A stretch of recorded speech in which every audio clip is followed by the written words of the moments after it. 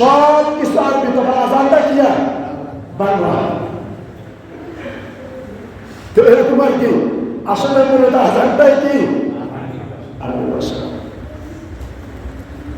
3 number, নামাজের ওয়াক্ত শুরু হওয়ার পরে আজান দিতে হবে।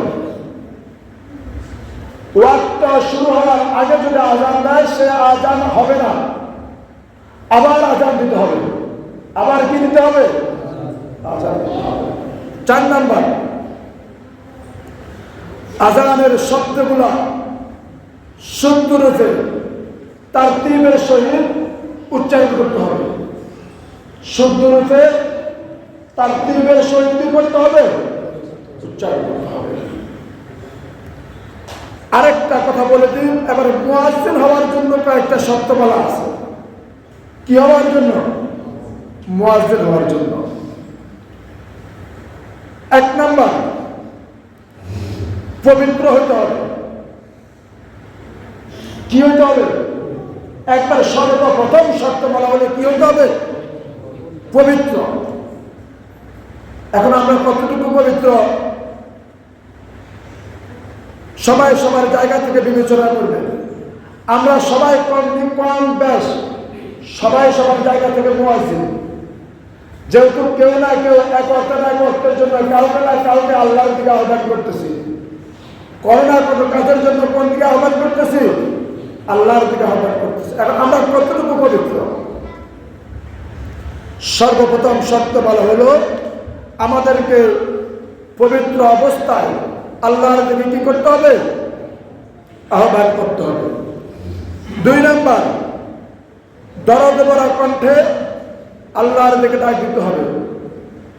তবে মুফাসসিররা এই জায়গায় আসে কিছু শর্ত বলা ফিল আপ করছে, যে দরদ ভরা কণ্ঠের চাইতে সঠিক শব্দ উচ্চারণ করা সবচেয়ে বেশি প্রয়োজন। সবচাইতে সঠিক শব্দগুলা উচ্চারণ করা সবচেয়ে বেশি কি প্রয়োজন। 3 নাম্বার, উঁচু স্থানে দাঁড়িয়ে আজান দেওয়া। এটা এখনকার জন্য আপাতত অফ, যেহেতু একসময় মাইকের ব্যবস্থা কি ছিল না, উঁচু জায়গায় আজান দিলে আওয়াজটা বেশি দূরে যাবে। এজন্য ওই সময় শর্তমালা ছিল আজান দিতে হবে কোথায়? উঁচু জায়গায়।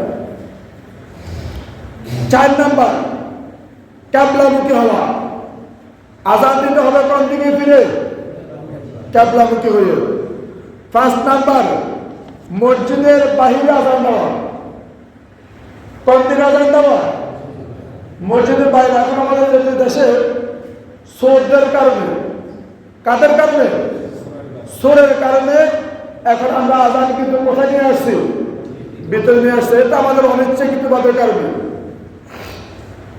6 নাম্বার, আজান দেওয়ার সময় শাহাদাত আঙ্গুল অথবা মধ্যখানের আঙ্গুল, শাহাদাত আঙ্গুল অথবা মধ্যখানের আঙ্গুল দ্বারা 2 কান বন্ধ করে দেওয়া। তাহলে শরীরের শক্তি বেড়ে যাবে। শরীরে কি হয়ে যাবে? শক্তি বেড়ে যাবে। 7 নাম্বার, আজান ও ইকামতের মধ্যে এটা অবশ্য বলে ফেলছে হাইয়া আলাস সালাহ, হাইয়া আলাল ফালাহ পরে ইকামতের সালাহ এটা বলে দেওয়া। আর সর্বশেষ শব্দ বলা হলো ফজরের ওয়াক্তের সময় বাক্যটা শব্দ উচ্চারণ করা, যার নাম হলো আসসালাতু খায়রুম। সম্মানিত মুসলিম কেরাম, 4 মিনিট আপনাদের থেকে সময় নিয়েছি, 1 মিনিট বেশি হয়ে গেছে। আমরা আজকে মুয়াজ্জিনের আজানের পর্বটা এখানে সমাপ্ত করবো। এই জন্যই আপনাদের থেকে 5 মিনিট সময় নিয়ে নিয়েছি। আগামী জুমা থেকে আমরা ইনশাআল্লাহ আবার অন্য এক বিষয় নিয়ে আমরা বিষয়ভিত্তিক আলোচনা শুরু করব। আমরা যথাসময় মসজিদে চলে আসবো তো ইনশাআল্লাহ। নিজেরা আসবো, নিজেরা কি আসবো, অন্যদেরকে দাওয়াত দিব। নিজেরা আসবো এবং অন্যদেরকে কি দিব? দাওয়াত দিব যে ভাই আসেন, বিষয়ভিত্তিক আলোচনা হবে। শুরু লগ্ন থেকে না শুনলে আপনি বুঝবেন না। এজন্যই আমরা নিজেরা